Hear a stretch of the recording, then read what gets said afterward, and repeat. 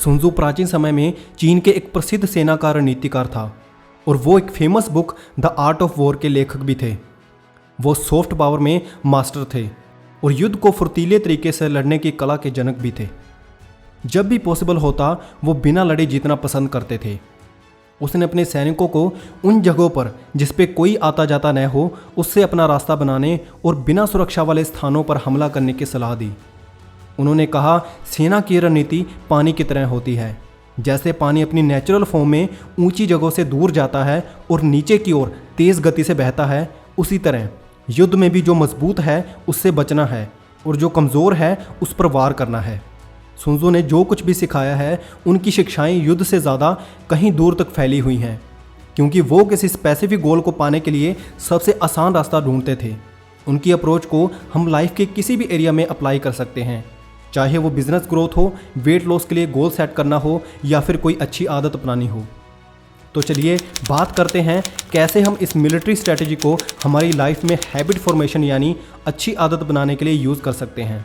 The battle for better habits. बहुत बार हम नई आदतें बनाने और बड़े बड़े गोल्स को पाने की कोशिश करते हैं और अगर हमें कुछ नहीं मिलता तो हम फोर्सफुली लाइफ में जीतना चाहते हैं। हम लाइफ में बैटल्स बिना सोचे समझे और डायरेक्टली लड़ते हैं उस टाइम पर जब हमारी बुरी आदतें अपनी चरम सीमा पर होती हैं। एग्जाम्पल के तौर पर देखें तो हम उस टाइम डाइट फॉलो करना चाहते हैं जब हम दोस्तों के साथ बाहर खाने पीने के लिए डिनर पर आए हैं। हम पढ़ने की कोशिश करते हैं जब टीवी चल रहा होता है या फिर जहां काफ़ी आवाज़ आ रही होती है। हम उस घर में हेल्दी खाना खाने की सोचते हैं जो मिठाइयों और मीठे से भरा हुआ है। हम उस टाइम कंसंट्रेट करने की कोशिश करते हैं जब हम सोशल मीडिया और गेम से भरे हुए स्मार्टफोन का यूज़ कर रहे होते हैं।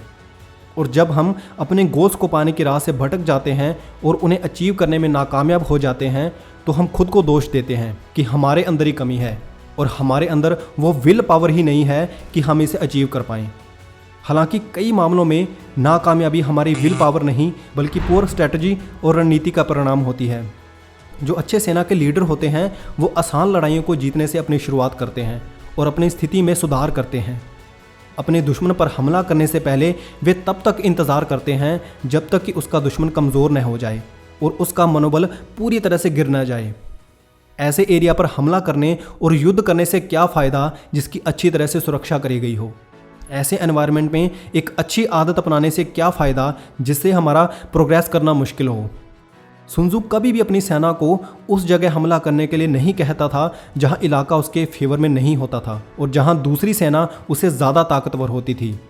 इसी तरह से हमें भी अपनी आदतों में पहले छोटी छोटी आसान इंप्रूवमेंट करनी चाहिए, अपनी स्ट्रेंथ को बिल्ड करना चाहिए और धीरे धीरे उन आदतों को इतना मजबूत कर लेना चाहिए कि मुश्किल समय में भी वो आदत न छूटे। तो चलिए एग्जाम्पल से देखते हैं कैसे हम सुनजू की शिक्षाओं को बेटर हैबिट्स बिल्ड करने के लिए यूज़ कर सकते हैं। एग्जाम्पल नंबर 1, सुनजू कहते हैं आप उन्हीं जगहों पर हमला करके जीत सकते हैं जिन जगहों पर कोई सुरक्षा न हो या फिर कम हो। हम अपनी लाइफ में इसे इस तरह से उतार सकते हैं कि आप उन्हीं हैबिट्स को अपने जीवन में आसानी से अपना सकते हैं जिन्हें मेंटेन करना बिल्कुल आसान हो। एग्जाम्पल नंबर 2, सुनजू कहते हैं कि वो ज़रूर जीतता है जिसे पता है कि उसे कब लड़ना है और कब नहीं। इसे हम अपने जीवन में इस तरह से देख सकते हैं कि वही अपने बिहेवियर को इम्प्रूव कर सकता है जिसे पता है कि उसे किस हैबिट को अभी स्टार्ट करना है और किस हैबिट को बाद में छोड़ना है। एग्जाम्पल नंबर 3, सुनजू कहते हैं कि एक चालाक सेनापति उस टाइम दूसरी सेना को अवॉइड करता है जब वो एक्साइटेड होती है और लड़ने को उत्सुक होती है और उस टाइम हमला करता है जब वो सुस्त और थकी हुई होती है। इसे हम ऐसे देख सकते हैं कि एक चालाक आदमी उन जगहों को अवॉइड करता है जहां बुरी आदतें सबसे मजबूत होती हैं, लेकिन उस टाइम उन पर जीत प्राप्त करता है जिस जगह वो वीक होती हैं और उन्हें आसानी से बदला जा सकता है। बेहतर बनना केवल हमारी काम करने की आदत और हमारी विल पावर पर डिपेंड नहीं करता, ये हमारी स्ट्रैटेजी पर डिपेंड करता है कि हम उसे कैसे टैकल करते हैं। जो लोग मानते हैं कि हमारी विल पावर और काम करने की आदत से हम अच्छी आदतें अपना नहीं पा रहे हैं, उन्हें ये मिसअंडरस्टैंडिंग है, क्योंकि वो इन्हें ऐसे एनवायरनमेंट में कर रहे होते हैं जो उनके फेवर में नहीं होता। जैसे कि यदि आप ज़्यादा किताबें पढ़ने की कोशिश कर रहे हैं तो इसे वीडियो गेम, नेटफ्लिक्स और टेलीविज़न से भरे कमरे में न करें। ऐसे एनवायरनमेंट में जाएं जहां डिस्ट्रैक्शंस कम हों। यदि आपका वज़न ज़्यादा है तो कॉलेज एथलीट्स के लिए डिज़ाइन किए गए प्रोग्राम को या फिर हार्ड ट्रेनिंग से शुरुआत न करें। आसान एक्सरसाइज से शुरू करें और धीरे धीरे इसे अपने हिसाब से बढ़ाते जाएं। यदि आप ऐसे लोगों से घिरे हुए हैं जो आपके गोल से आपको भटकाते हैं, तो ऐसी जगह पर अपने काम को शिफ्ट करें जहां आपके जैसे लाइक माइंडेड पीपल हों। अपनी आदतों को वहां बनाएं जहां ऐसा करना आसान हो।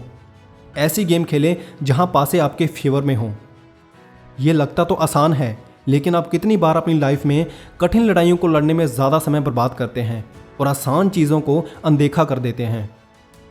There is plenty of time to fight the difficult battles. Win the easy battle first. सबसे आसान रास्ता वही है जहां कठिनाइयां और रुकावटें कम हों। ऐसी लड़ाइयां लड़ें जहां आपकी जीत निश्चित हो। तो आज की हमारी मोटिवेशन वाइब यहीं ख़त्म होती है, और अगर आपको ये वीडियो अच्छी लगी हो तो इसे ज़्यादा से ज़्यादा लाइक और शेयर ज़रूर कीजिएगा। तो मिलते हैं अगली वीडियो में ऐसी ही ज़बरदस्त मोटिवेशन वाइब के साथ।